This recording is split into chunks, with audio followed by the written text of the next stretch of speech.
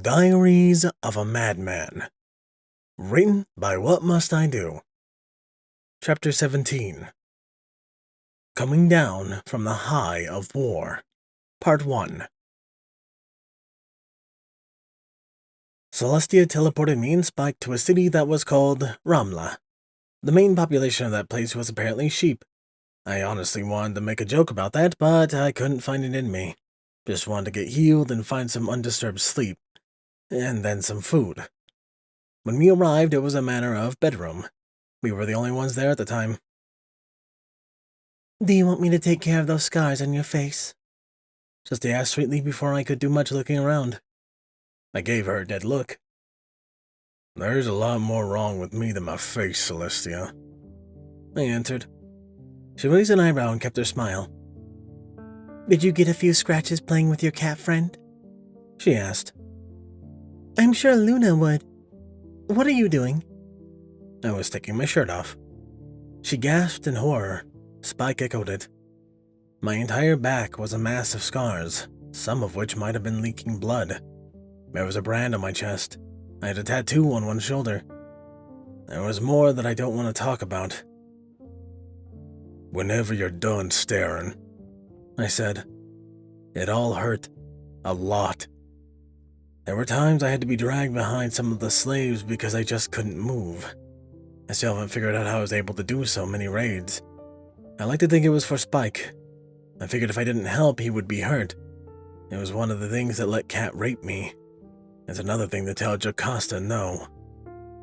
Sussie stopped gaping and rushed to my side. Her horn glowed a beautiful gold and gave me sweet release from the pain.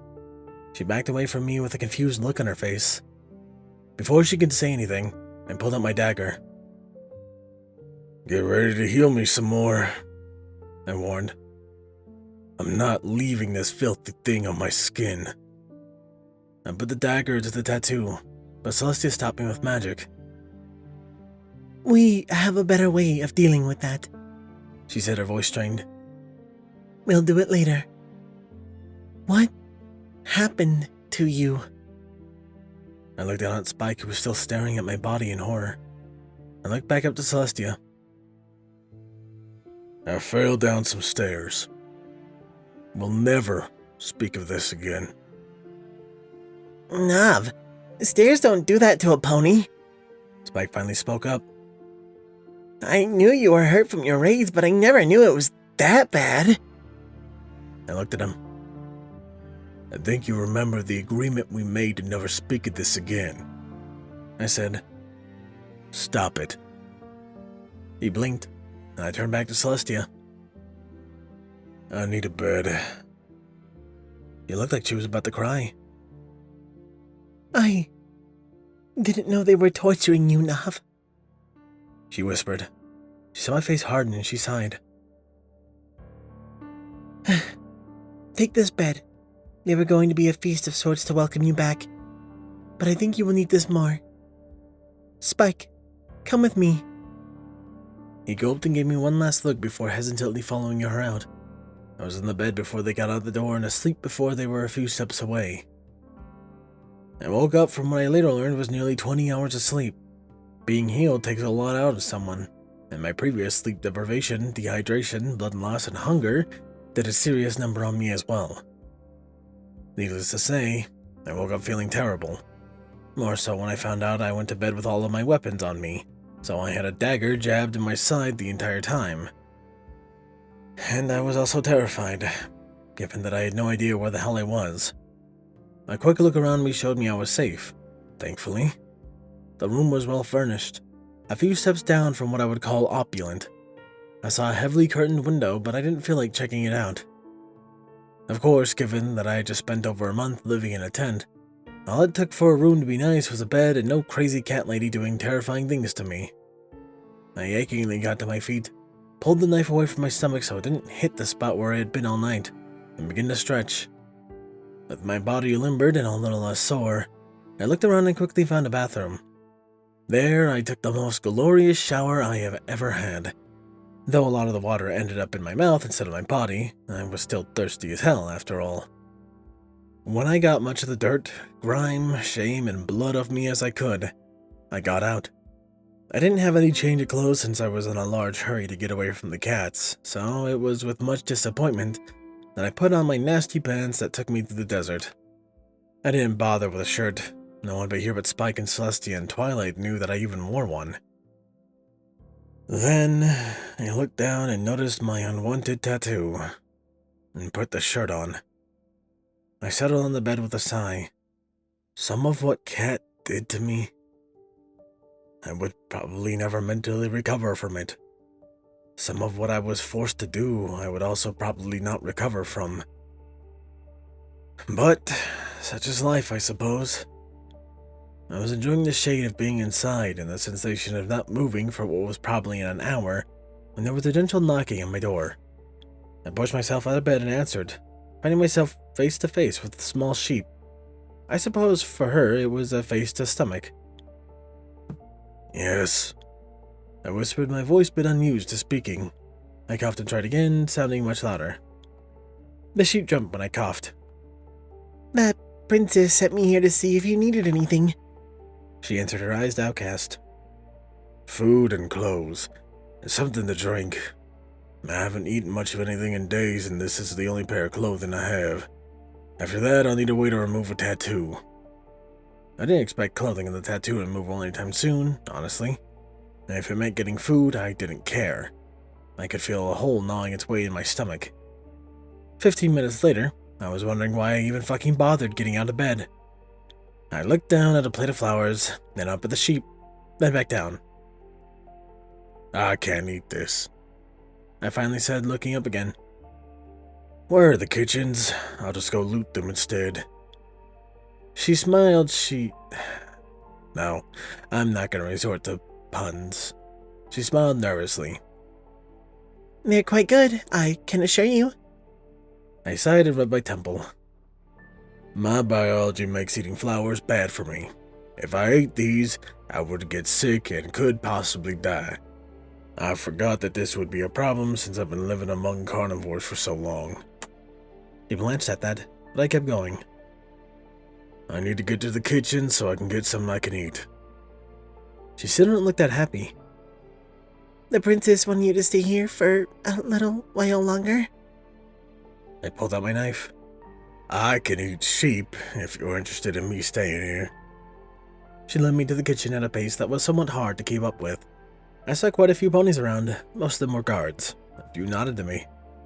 When I got to the kitchen, I promptly looted the shit out of it, by which I mean I showed up, scared the staff on accident, and poked around until they asked me what I wanted. I grabbed some of the stuff that was thrown out the kitchen into a small cafeteria, where I was the only one there. Leftover stew, vegetable, sadly, bread, a few apples. I didn't feel great when I finished, but by God, I wasn't hungry anymore. Thankfully, the cafeteria I was shown to didn't just make me wash my own dishes, so I just found a little sheep staring at me fearfully from the door and had her lead me back. I'm not really gonna eat you, I said on the way. She flinched. And I can't read minds either. She flinched again. I don't eat things that can talk, and I would never be the only one eating meat among a large group of herbivores. That didn't seem to calm her down too much. Also, I didn't really care. The princess is going to kill me, She finally moaned. You're still worried about that? Jesus. Just tell her, if she asks, that is, that I need to tell the kitchen workers what I could eat. She'll understand. And if she doesn't ask, don't volunteer the information. What she doesn't know can't hurt her. Thankfully, we got back to my room before anything more was said. When we did, she said, The princess wishes to invite you to a dinner, guest. The meal will begin in 8 hours, I believe. She checked the clock in my room and nodded smartly, regaining some of her composure. If there is anything you require, She gulped. I am meant to be your liaison. Anything? I asked, my voice dropping to what I thought was seductive. She gulped again. I bent down to her close enough that I was able to smell her light strawberry shampoo. I whispered and then stood up and straight up continued in a regular voice. Clothes and a way to remove a tattoo. and then I have a few questions. She let out a small sigh and said with a bit of a frown, I don't know where I can get your clothing your size, but tattoo removal shouldn't be that hard. There's a court unicorn in the palace that claims to know you. I bet she could do it. It's been a while since I saw Twilight. But no, she doesn't need to know this. Don't mention it to her. It can wait.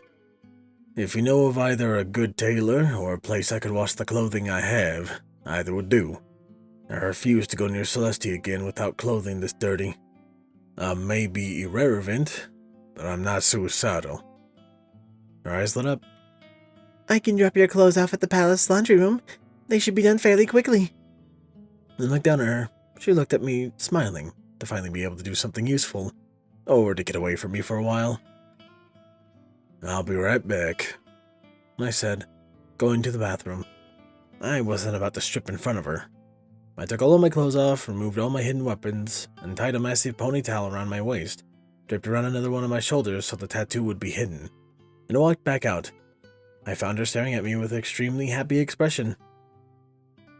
You're way too chipper, I said as I gave her the clothes. The princess sent me here to personally help you. She beamed. And she was bipolar. Maybe she was just really wanting to get out of here. Or maybe no one has ever flirted with her. I don't care either way. Bring them back when they're cleaned. I can get more clothing later. She didn't move. Can I see your tattoo? She asked. I looked at her. How old are you? I finally asked. She wasn't expecting that question. Old enough? I snorted. No one's old enough to see this. Even Celestia was horrified. Go on. I'll need you to show me how to get to Twilight when you get back with those cleaned. I could do that on the way, you know, she said, still not moving. I turned my back to her. See you in an hour or so, I said as I moved to the bed. I heard the door open and shut as I went to bed. I plopped again down, grateful to be alone in the silence once again. An hour later, I was on my way to Twilight's lab. The sheep had calmed down and now neither happy nor scared. I was beginning to think she was really bipolar. Thankfully, she didn't put up a fight to take me to Twilight. I think she talked to Celestia or something. Apparently, Twilight's room was clear across the palace because it took us nearly 10 minutes of walking to get there. We passed several large windows on the way, giving me a nice look at the city. It was a pretty cool place, and I saw herbivores of all races walking its streets. There was a coastline off in the distance. When we got to Twilight's room, I sent the servant to check on our way. I found that Twilight had been a pretty nice pad, much nicer than the room I was given. Not that I was complaining, of course. I was happy to have a room at all. It's about time you woke up, Twilight said when she saw me walk in. She pointed a hoof at the morose-looking Spike and said, He's been whining for hours. I don't know what you did to him in that month and a half you spent playing in the desert, but you need to bring him back to his senses. My hands balled into fists at her wording. Spike was glaring at her and I probably was too. Playing? I whispered. She looked at me like I was an idiot. Tell that to the cats I killed and the cats I saved, I said louder. She flinched. Spike, let's go. We'll be back before the feast, Twilight. Where are you going? She demanded. I looked at her as Spike came to my side. Out, I answered. We turned to go. Out where? She asked. To do guy things, I said as I opened the door. She sniffed but didn't stop us. I was hoping this meeting would be a lot happier. But if she was going to be like that, so be it. We were a few down the hall when Spike asked, So, where are we going anyway? Fuck if I know. I woke up a few hours ago and haven't gone anywhere but my room and the kitchens. If you found anything nice and peaceful to sit and talk, we can go there. I saw him shrugging out the corner of his eye. When I left, the princess took me to the throne room, where we talked about some things. Ever since then, I've been with Twilight. Then let's just head to my room, I started, retracing the steps to get there. Why does Twilight think you're sulking? I looked down and noticed him having a bit of a hard time keeping up. I picked him up and gave him a piggyback ride. He sighed and leaned over my head. There's no meat here, he finally said. And no gems. He hastily tacked on. I had to eat vegetable stew last night. After so long of eating meat, it was... I felt him shiver slightly. Not that great. It might have been near starvation talking, but I thought it was pretty good. We're back in herbivore territory, Spike. We're not going to get anywhere by eating meat in front of them. Maybe when we get back home, I'll teach you how to hunt. He perked up a bit at that. I think my crossbow might have a little bit too much of a kick for you to use, but it'll still be good for you to learn. We talked a bit about hunting on the way to my room. The walk between the two rooms seemed to take much less time when you're actually talking to a friend. We made it there quickly enough. Thankfully, nothing had been disturbed. I set Spike down and we sat in silence for a moment. Nav, about... He stopped, looking at me. I saw his eyes flick to where he knew I was tattooed. He sighed and shook his head. What happened? Cat happened, I answered. And that is all you need to know. I never want you to ask about it, and I never want to hear you bring it up again. He didn't look that pleased with the answer, but it was all he was going to get. I started searching the room, since I didn't actually look around before. Look around, see if you can find anything worth noting. He shook his head, but did so. So, what are we looking for? He finally asked. Money? Food? Anything really? I don't know if Celestia prepped these rooms for me or not, but if there's money here, I'm planning on going to town and finding a tailor. And what if the money we find wasn't meant for you? He asked. I scoffed. What are they gonna do? Send me back to Egypt? Flog me? Brand me? I sniffed. There's not too much they can do to me that hasn't been done. He looked at me with a bit of concern before turning back for the search. With a grunt, he lifted up a small bag and pulled the strings. I found a few bits, he said, tossing the bag up lightly. I held my hand out and tossed the bag to me. I checked it. Should be enough, I said with a small nod. Now about Twilight. I started, only to be stopped by a knock at the door. Navarone, are you in there? I heard Celestia's voice ring out. I turned to Spike and put a finger to my lips. I didn't want to talk to Celestia just yet, because I knew what she would want to talk about. I quickly walked to my window and peeled the curtain back. I smiled at what I saw. My room was facing away from the palace, and we were on the second or third floor. I eagerly wrenched the windows open, thanking to whoever was listening to my wordless pleas that the hinges were silent. I motioned to Spike, who came over to me with a questioning look. I put the bag in a pocket and picked Spike up without a word. I heard a knock again, and without a thought I defenestrated myself, letting my wings unfurl. Why are we running away from the princess? Spike finally asked when we were a few feet out of the window. We're not, I answered. We're flying away from her, and I consider it more of a tactical retreat than a case of running away. I simply don't wish to talk to her right now, and opening the door would require doing so. That sounds an awful lot like running away, Nav, he said doubtfully. I smiled. It's all about perspective, honestly. I'm surprised she even took the time to come see me. Kinda makes me feel bad about this. But then I remembered that I did just the most painful thing in my life for her. The least she could do is wait a few damn hours. Well, when you put it that way, it still makes you seem like kind of a jerk.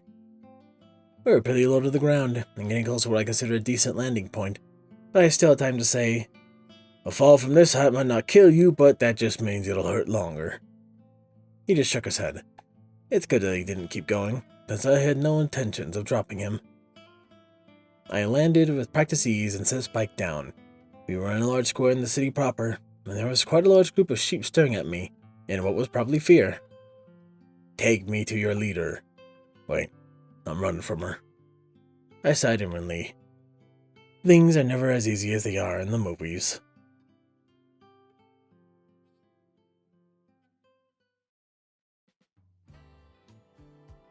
My allergies are finally starting to come down a bit, so I'm hoping that I can actually put out some more videos, as I have not been able to properly record any of my female voices, or actually for the most part, just my regular recording voice sounded far too nasally because I had a stuffed nose, so let's hope that the season is not going to keep throwing this crap at me. Who else aren't throwing crap at me, except they're throwing love and happiness at me, are my wonderful Patreons. Thank you, my tier 1s.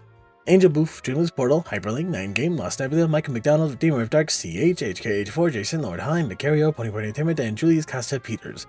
My tier 2 is Captain Blue Shadow, 200 Trooper, Andrew Ingram, Chaotic Mist, Kazazat, Danish Dash, Jay the Firewall, DJMax 2000, Elemental Wolf, Souls Eclipse, Weewoo, David M. Coleman, Dioxetine, Mackenzie McCullis, D-Man 121 Garza, H1 Wolf, King Can Panzer, Mr. Crazy Deacon, Nobody, Nocturne, Rocky 2522, Styx, Potato 20, St. Gonk, Rihanna Dragonwolf, Swordweather Murdered, Volio Cod, and Max Garbanzo.